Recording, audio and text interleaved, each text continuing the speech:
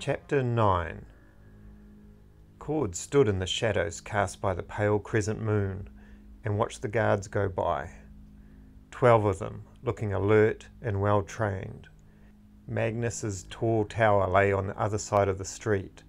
It sat in darkness, unlit and abandoned. How quickly the world moved on. Cord watched the guards continue down the road. They would be back this way soon. The big man stepped out of the shadows and approached the tower. The door was heavily bolted on the outside. No doubt the whole place was shut down, while the city decided what to do with it. Magnus had no family line to pass his wealth on to. Cord was certain of that. He was there when Magnus's family had died. The big man looked up. There was a balcony on the highest floor. He stepped away from the door and took to the air. He floated gently past the 3 stories and landed softly on the balcony's marble railings. Cord stood there for a moment and stretched out his toe, searching for life. There was nothing substantial, just the small signatures of rodents and nesting birds. A faint tingling crawled across the floor of the balcony. Blood had been spilled here. He left the railings and crouched low on the stone tiles. The bloodstain was still here, mixed with spilled red wine. A golden goblet lay against the doorway. Not a robbery, then. Cord left the balcony and walked silently into the room. It was pitch black. He couldn't afford to strike a match. The tower would become a lighthouse to the guards below. He burned his coal, enhancing his senses. The room slowly revealed itself under a dull red glow. The place was a mess. The assassin had searched the place while Magnus lay dead on the balcony. Cord's burning vision noted that multiple footsteps still glowed softly on the floor. More than one assassin, it seemed. Their passing had left something sickly in the air, a twisted taint. It reminded Cord of the corrupted magic in the scar of the old town. It spread across the room in grey ribbons, showing faintly where the assassins had walked. He followed one trail to a tall bookshelf. Some of the books had been removed, the shelf clear of dust where the books had rested. Was this what they had killed Magnus for? A handful of books? There were a few bottles of corked wine stacked on the highest shelf. He grabbed one and glanced at its label. A good year, made before the Construct War. Luxuries like wine had suffered for decades after the invasion. A toast then, Cord thought, to his old teacher, and to Tilly. He pulled out a chair and sat at the dining table. It had been set for one. The utensils and a silver cup were still laid out. He uncorked the bottle and poured himself a drink. "Never drink alone," he muttered, and reached into a backpack for Ironside and his board. He sent a few green wisps into his totem. The small armoured soldier stood and shook himself awake. "Hello, soldier," said Cord. "Thought we would remember some old friends." Ironside gave a solemn nod. Cord raised his glass. "To Magnus and Tilly," he muttered. "They deserved better." He held out his glass, and Ironside gave it a bang with his shield. Cord downed it in one gulp. He re-poured. He couldn't remember the wife's name. She never taught him. He made a small toast for her as well. As a small child, Cord really hadn't liked Magnus the teacher. The man was cold and had little patience for his students. He seemed to like the superiority his position gave him. He wasn't above mockery when a student couldn't grasp the subtleties of magic. Cord had been one of those students.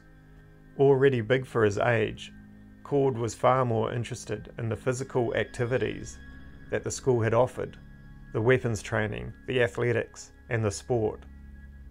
All of this had purpose, of course. Everything the school taught had purpose. Exercise strengthened your red ko, the aggressive physical energy of magic. Magnus had taught the blue, the mental energy that could be grown through meditation and problem solving. Cord had found the meditation boring and the mental exercises frustrating. He couldn't help but give a small smile as he looked across the room. His old teacher still had him trying to solve puzzles. His eyes settled on a picture hanging on a wall, a family portrait. There was Magnus standing with his arms around a tall, severe-looking woman and a young girl. Cord's eyes narrowed. The girl didn't look like Tilly at all. She wasn't smiling for a start.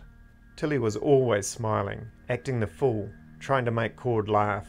Magnus probably had the painting done when he returned to Yor, years after her death. Magnus had always wanted her to be more serious. It looked like he had finally figured out a way. Cord couldn't blame Magnus too much for that. Tilly could wear you out with her boisterous energy. What did Cord always say to her when she was driving him crazy? "Grow up, Tilly," he muttered. The words filled Cord with an immense sadness. He took a long swig of the red wine and refilled his cup. He had visited her this morning, where she had died. He generally stayed away from the ruins of his old school. He was there when Carul's machines had reduced it to rubble, crushing the students within. He had no wish to relive that, but it was 50 years ago to the day, an anniversary of sorts. He came to pay his respects to the dead. The bodies were still in there, buried deep under the collapsed towers. Nobody came for them. The world had turned its back and moved on. He was surprised how little had remained of the school. The ruins had been overgrown with a tough scrub. Only one tower remained standing. He had weaved the purple to move aside some of the larger debris, to clear a space and see if there was anything he could recognize. Just broken stone and rotted wood, and the sackcloth doll, some students' first attempt at making a totem.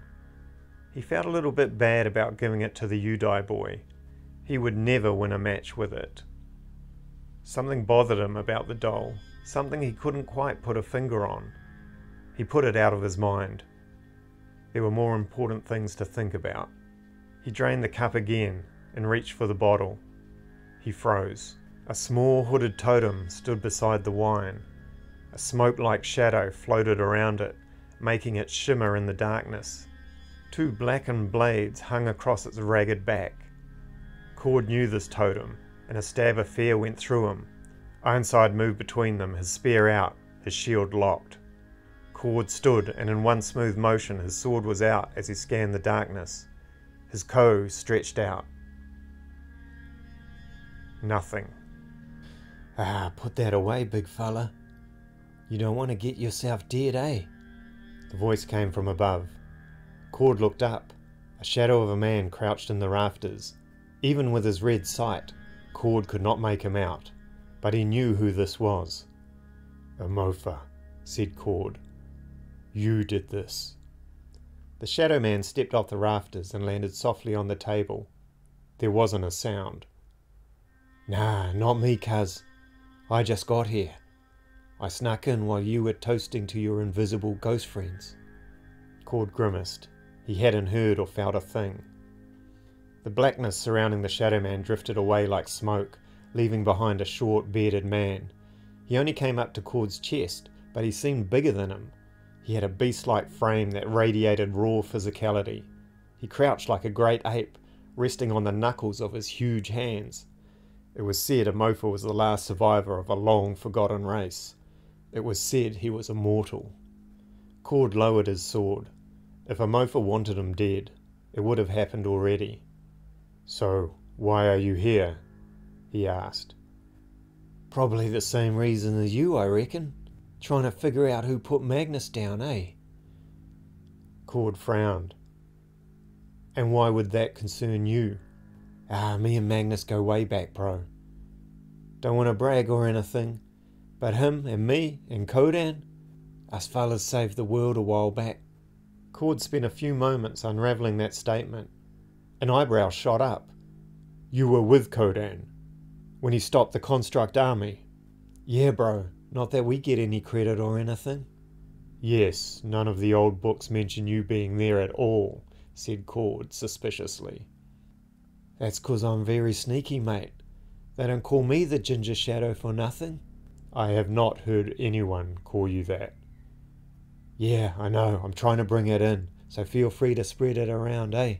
Anyways, mate, Kodan made us promise not to tell anyone how we stopped Karul and his metal fellas. And full credit to Magnus. He didn't tell a soul, eh?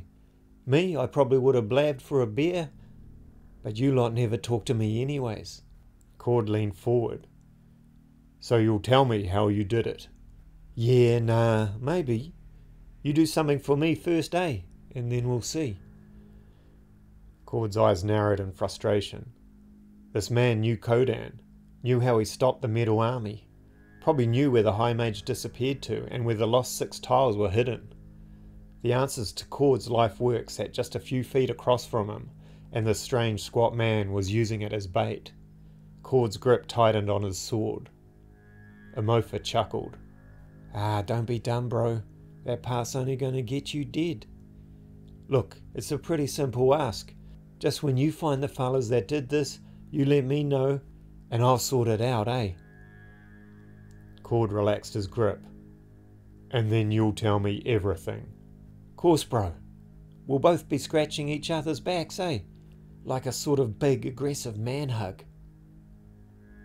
Cord frowned at that, but nodded. A deal had been made. How will I contact you when I find them? Emofa tossed him something. Cord caught it cleanly. It was a small green gem.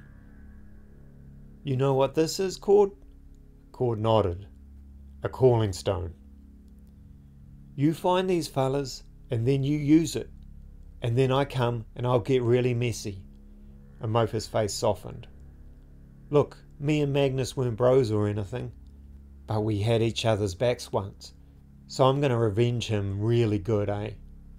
And look, mate, I've even put it at the top of my list. Emofa held out a tattered sheet of paper. It was indeed a long list, scrawled in blunt handwriting. Right at the top was Revenge Magnus. Right under that was Pick Up Milk. Before Cord could read any more, Emofa snatched it away. And if you know anything about us immortals, Emofa continued, you know it's our lists that keep us going, eh? Cord nodded slowly and then cocked his head. You're affiliated with the Guild of Assassins, right? Should I start there? Nah, it's not them, eh? Already asked, bro. They say it wasn't even sanctioned, cuz. So they'll be chuffed for me to deal with whoever did all of this. Emofa reached out to his hooded totem. The small ragged figure melted away into smoke. Well, okay, bro. I'm gonna try follow these taint trails, eh? Don't like my chances, though. Probably have broken up in the breeze outside. Emofa continued. Now I look away for a moment, cuz. Cord glanced up. What? Yeah, just look away so I can disappear all mysterious-like. Cord frowned. Really? Yeah, I can't just walk out the door like a normal fella. I say, whoa, that bottle of wine looks pretty flash you've got there. Cord sighed and turned to it. Yes, it was made before the wars. Would you like a cup? But when he turned back, Emofa was gone. The end of chapter 9. Thank you very much for listening. If you enjoyed that, please leave me a generous tip of 1 like, and may the Chris King look over you. Also, you're welcome to subscribe to be notified of my next chapter. Thank you again. I'll see you soon. Bye.